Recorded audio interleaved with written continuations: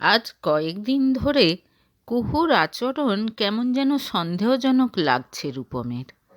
এমনিতে কুহু বেশ শান্তশিষ্ট, ভদ্র স্বভাবের মেয়ে, কারো সাথে পাঁচে থাকে না, নিজের কাজ নিয়েই ব্যস্ত থাকে। অ্যারেঞ্জড ম্যারেজ কুহু আর রূপমের। রূপম যতটুকু জানে, বিয়ের আগে কুহুর কোনো বয়ফ্রেন্ড ছিল না। বিয়ের পর থেকেও রূপম দেখছে কুহু ছেলেদের সঙ্গে অতটা সাবলীল নয়। তার কাছেই শুনেছে খুব প্রয়োজন না হলে অফিসেও ছেলেদের সঙ্গে খুব একটা সে মেশে না। এহেন কুহু যেন হঠাৎ কেমন পাল্টে গেছে। ঘটনাটা সেদিন রেস্টুরেন্টে ডিনার করতে করতে প্রথম খেয়াল করে রূপম। পাশের টেবিলে বসে খাচ্ছিল বেশ হ্যান্ডসাম একটা ছেলে। হঠাৎ রূপম খেয়াল করল কুহু খাওয়ার মাঝে মাঝে বারবার ছেলেটার দিকে তাকাচ্ছে। কি হলো, ছেলেটা কি তোমার চেনা নাকি? কৌতূহল চাপতে না পেরে জিজ্ঞেস করল রূপম। না তো, ঝটপট জবাব দিল কুহু। তারপর যেন কিছুই হয়নি এরকম ভাব করে খেতে থাকলো। বাড়িতেও কুহু এখন কেমন যেন উদাসীন থাকে সব সময়। সারাক্ষণ ফোনে কি যেন করে যাচ্ছে, কোনো কাজকর্মে যেন মন নেই। এরপর একদিন শপিং মলে রূপম খেয়াল করলো কুহু একটা লোকের দিকে অদ্ভুতভাবে তাকিয়ে আছে। লোকটাও মাঝে মাঝে কুহুর দিকে তাকাচ্ছে। খুব অস্বস্তি হয় রূপমের। তাড়াতাড়ি কেনাকাটা করে শপিং মল থেকে বেরিয়ে আসে তারা। কয়েকদিন পর রূপমকে কুহু বলে, শনিবার বাড়িতে একটা পার্টি রাখবো ভাবছি। আমার বন্ধুরা অনেক দিন থেকেই একটা পার্টি চাইছে। তোমার বন্ধুরা? ঠিক আছে। খানিকটা অবাক হলেও বাইরে সেটা প্রকাশ না করে বলে রূপম, তুমি কিন্তু পার্টিতে থেকো ওই দিন, আমার বন্ধুদের সঙ্গে আলাপ হবে। ঠিক আছে। শনিবার সন্ধে পার্টিতে গিয়ে চক্ষু চড়ক গাছ হয়ে যায় রূপমের। কুহুর অফিসের কলিগেরা এসেছে। নানা রকম খাবার দাবারের সঙ্গে ড্রিঙ্কের ঢালাও ব্যবস্থা, এমনকি কুহুর হাতেও একটা গ্লাস। হাসি মুখে মেল কলিগদের সঙ্গে ছবি তুলছে কুহু। মুহূর্তের মধ্যে মাথা গরম হয়ে গেল রূপমের। তুমি কি নেবে? কাছে এসে হাসতে হাসতে জিজ্ঞেস করল কুহু। তোমরা এনজয় করো, আমি কিছু খাবো না, শরীরটা ভালো লাগছে না। কথাগুলো বলে নিজের ঘরে চলে আসে রূপম। রাগে তার শরীরটা জ্বলে যাচ্ছে। কি ভেবেছে কি কুহু? বাড়িতে বসে এরকম বেলেল্লাপনা করবে? এসব কিছুতেই মেনে নেবে না রূপম। এবার কুহুকে আটকাতে হবে। বড্ড বার বেড়েছে। ছেলেদের সঙ্গে এত ঢলাঢলি কিসের? মনে মনে প্রচণ্ড দ্বন্দ্ব শুরু হয়ে যায় রূপমের।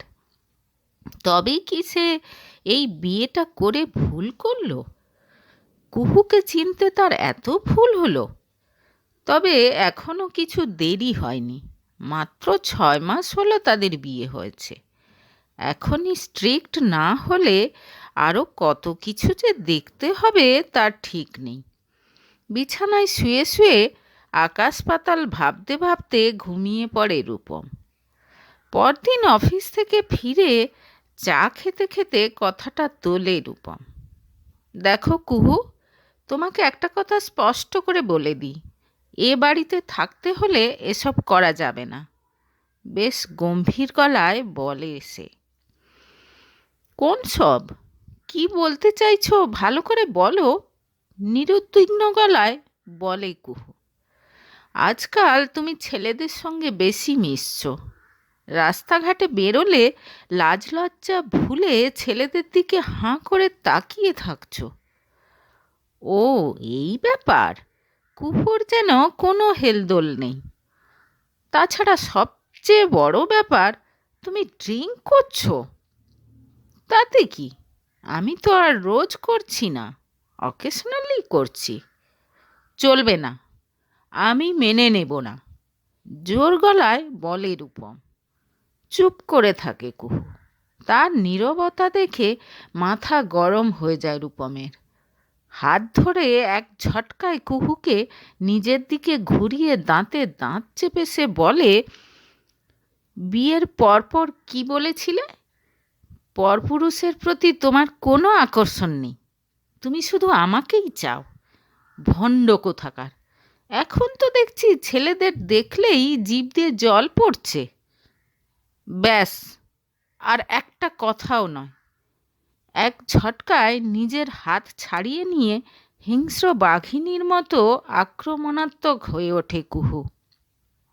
অন্যকে বলতে লজ্জা করে না তোমার? আমি তো শুধু ওই কাজগুলোই করছিলাম যেগুলো তুমি সবসময় করো। আমি যদি তোমারটা মেনে নিতে পারি, তবে তোমাকেও আমারটা মেনে নিতে হবে। মানে কি? তোমার কথা আমি কিছুই বুঝতে পারছি না। খানিকটা থতমত খেয়ে বলে রূপম। কেন? রাস্তায় বেরোলে কোনো সুন্দর মেয়ে দেখলে তখন তো তুমি হাঁ করে তার দিকে তাকিয়ে থাকো। আমি সঙ্গে থাকলেও যখন এরকম করো, আমি না থাকলে যে কি করো সে তো বোঝাই যাচ্ছে। তাছাড়া মনে নেই গত মাসে পিকনিকে গিয়ে কি হয়েছিল? আমরা বাকি মেয়েরা যখন সবজি কাটতে ব্যস্ত ছিলাম, তখন তুমি আর অভয় ওই বিশ্বনাকা মিসেস চ্যাটার্জির সঙ্গে কেমন ফ্লার্ট করছিলে, একসঙ্গে সেলফি তুলছিলে। তুমি জানো সবাই সেটা নিয়ে কেমন হাসাহাসি করছিল? বলছিল সদ্য বিয়ে হওয়া বউকে ছেড়ে কেউ এমন করে। বাড়ি এসে তোমাকে বলতে তুমি বলেছিলে ওদের মন কুচুটে, তাই ওরকম বলছে। কুহুর কথা শুনে চুপ করে থাকে রূপম। আমারও খারাপ লাগে রূপম, সদ্য বিয়ে হয়েছে আমাদের। এখনই যদি তুমি অন্য মেয়েদের দিকে তাকাও, তাহলে পরে গিয়ে কি করবে? কুহুর অভিযোগ শুনে মুহূর্তের মধ্যে রূপমের রাগ উধাও হয়ে যায়। নরম গলায় সে বলে, আমি সরি কুহু, আর কখনো এরকম করব না। বিশ্বাস করো, আমার মনে কিন্তু কিচ্ছু নেই। মনে মনে আমি 100% তোমার প্রতি অনুগত। আসলে এটা বোধহয় আমাদের ছেলেদের স্বভাব। না, ও কথা আমি কিছুতেই মানব না। আমিও তো মনে মনে তোমার প্রতি 100% অনুগত। তাহলে আবার তোমার এত জ্বলছে কেন শুনি? ওরে আমার সোনা, আর কখনো কোনো মেয়ের দিকে তাকাবো না আমি, প্রমিস। হাসতে হাসতে কথাগুলো বলে কুহুকে কাছে টানে রূপম। গাঢ় আলিঙ্গনে আবদ্ধ করে ঠোঁট ডুবিয়ে দেয় তার ঠোঁটে। আবেগঘন এক দীর্ঘ চুম্বনের পর স্বামীর বাহুডোরে আবদ্ধ কুহু আদুরে গলায় বলে, আর তুমি যদি ড্রিঙ্ক করা না ছাড়ো, আমিও কিন্তু তোমার সামনে ড্রিঙ্ক করব। ওটা তো তোমার শরীরের জন্য খারাপ, তাই না বলো? তাই অকেশনালিও ড্রিঙ্ক করা চলবে না। আমরা দুজনে এই বাড়িতে থাকি, সেখানে তোমার জন্য এক নিয়ম, আমার জন্য এক নিয়ম, এ তো হতে পারে না, তাই না? হেসে ওঠে রূপম। বউ যে তার বাঘা তেঁতুল সেটা ভালোই বুঝতে পারে সে। মুখে বলে, ওকে, তাই হবে। আসলে বন্ধুরা বললে না করতে পারি না। এবার অবশ্যই তোমার কথা মাথায় রাখবো। দেখবে, তুমি ছাড়া আর কোনো নেশা আমার কোনো দিনও হবে না। আপাতত এই নেশাতেই আমাকে একটু ডুব দিতে দাও এখন। হেসে ওঠে কুহু। পাঁচকোলা করে তাকে তুলে নিয়ে বেডরুমের দিকে এগোয় রূপম।